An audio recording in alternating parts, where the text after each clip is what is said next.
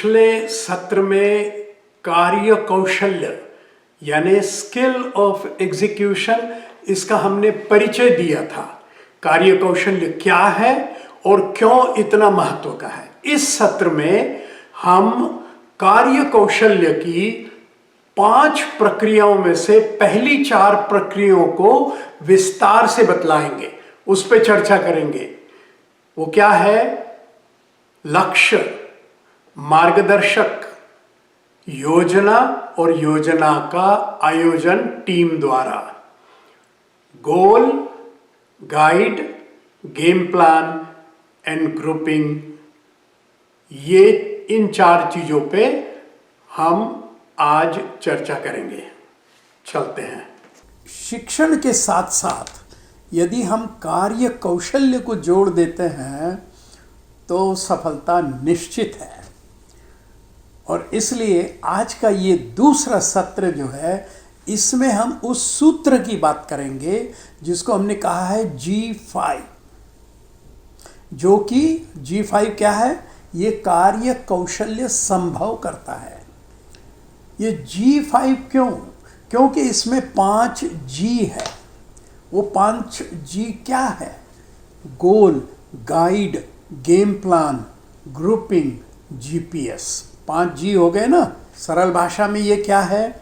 लक्ष्य, मार्गदर्शक, योजना यानी योजना करना, और आयोजन करना यानी योजना जो की थी उसे संपूर्ण करना, और 5वां है GPS।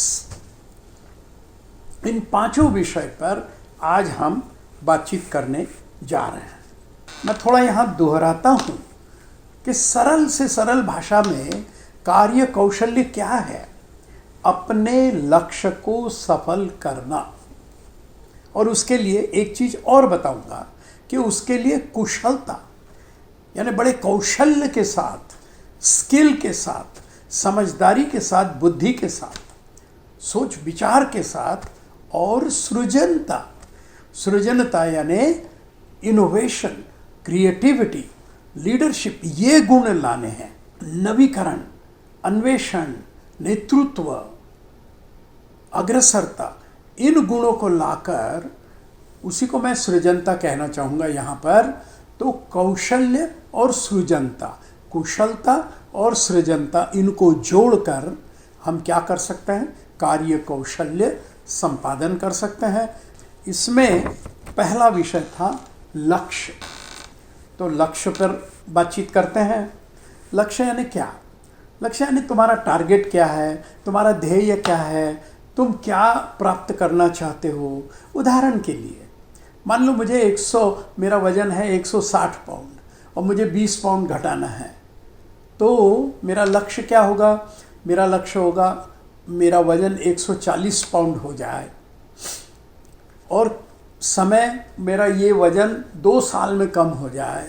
तो उसके लिए सबसे पहले हमारा ऑब्जेक्टिव क्या है, हमारा हेतु क्या है, हमारा लक्ष्य क्या है, उसे लिख लेना चाहिए। और उसमें 3-4 चीज़ें बड़ी आवश्यक है। पहली बात, क्या वो सच में महत्व का है, कोई अच्छा उसमें से बनने वाला है। दूसरा, समय कितना है उसके लिए। तीसरा, उसके लिए अगर धन संपत्ति चाहिए तो वो कितनी है। चौथा, इसको कौन कौन करेगा, टीम। ये सारी चीज़ें शुरू में ही लक्ष्य को निर्धारित कर सकती है। अब जब लक्ष्य बना लिया तो जरूरी नहीं कि हमको सारा दुनिया का ज्ञान है। लक्ष्य बनाने का अधिकार है हमें, लेकिन सारा दुनिया का ज्ञान हमारे पास नहीं है। इसलिए हमारे पास मार्गदर्शक होने चाहिए जो कि हमें राह बतला सके, जो कि हमें मार्गदर्शन कर सके, जो कि हमें बतला सके कि हमने क्या सही सोचा, क्या गलत सोचा, इसमें क्या सुधार करना है। ठीक है, तो वो बड़ा आवश्यक है, क्योंकि मार्गदर्शक जो होते हैं उनको अनुभव होता है। एक दूसरे, वो मित्र भाव से हमसे जुड़े हैं। हमने उनको विनंती की कि भाई आपको ये बहुत समझता है, हमारी मदद कर दीजिए, हमें सलाह दीजिए। तो उनके अनुभव का लाभ हमें लेना है, तो हमारी गलतियां कम होगी, हमारे पैसे बच सकते हैं, समय बच सकता है। ऐसी कई चीज़ें हैं, इसलिए मार्गदर्शक का बहुत भारी महत्व है। देखिए, छोटी छोटी बातें अगर है तो मार्गदर्शक की ज़रूरत नहीं पड़ेगी, ये तो हम सभी जानते हैं। लेकिन महत्व की बातें हैं, कठिन कार्य करना है, लंबा चौड़ा कार्य करना है, तो निश्चित रूप से उसमें मार्गदर्शक की मदद बहुत काम आएगी। तो कौन क्या करने जा रहा है, कब करने जा रहा है, कैसे करने जा रहा है, ये सब इसमें निश्चित हो जाता है प्लानिंग में, योजना बनाने में, ठीक है ना। और समय के जो बंधन होते हैं वो सारे, और कई बार इसमें एक सीक्वेंस होती है। तो कई बार ये होता है कि पहले आपको ये 3 काम करने हैं, उसके बाद में वो 4 काम करने हैं, उसके बाद में वो 5 काम करने हैं, तब जाके वो योजना पूरी होगी। तो उसकी एक सीक्वेंस होती है। अब योजना बन गई, तो अब क्या करना है? अब उस योजना को साकार करना है, उसको पूरा करना है, उसको हमें उसका आयोजन करना है। पहले योजना बनाई, अब योजना करनी है। तो उसमें सारी एक्शंस जो हमने पहले प्लानिंग में सोची थी, अब उन एक्शंस को लेना है, एक्शंस को करना है। ओके, अब वो सारी कृतियाँ करनी हैं।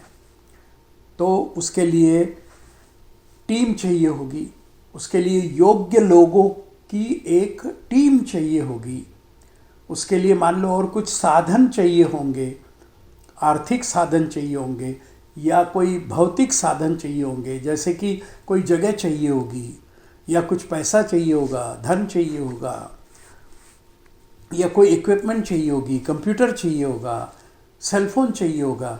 तो ये सारी चीज़ें जो है अब हम उसको काम में लाने वाले हैं, क्योंकि अब हमें योजना पूरी करनी है और इस तरह से वो योजना पूरी की जाती है। यहाँ पर क्या आवश्यक है? 2-3 चीज़ें बहुत आवश्यक है। एक, सहयोग, यानी कोऑपरेशन होना चाहिए सबका, अच्छी भावना होनी चाहिए, सबको ऐसा लगना चाहिए कि हम इसमें सफल होंगे, टीम वर्क होना चाहिए, ठीक है ना। एक दूसरे का साथ देना है, किसी ने हिम्मत नहीं हारनी है, अगर किसी ने हिम्मत हार भी ली तो उसको प्रोत्साहन देना है।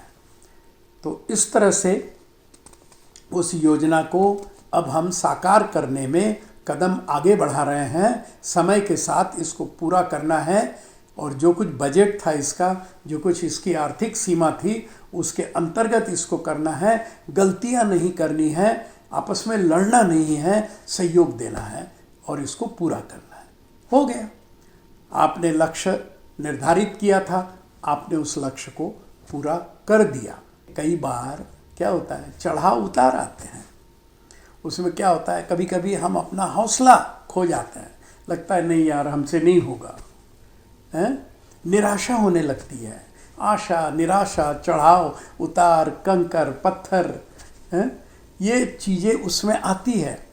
तो रुकना नहीं है, झुकना नहीं है, डरना नहीं है, आगे बढ़ते ही रहना है।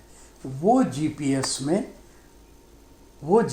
में आता है, ग्रैंड प्रिंसिपल्स ऑफ सक्सेस, यानी सफलता के महासूत्र, ठीक है ना।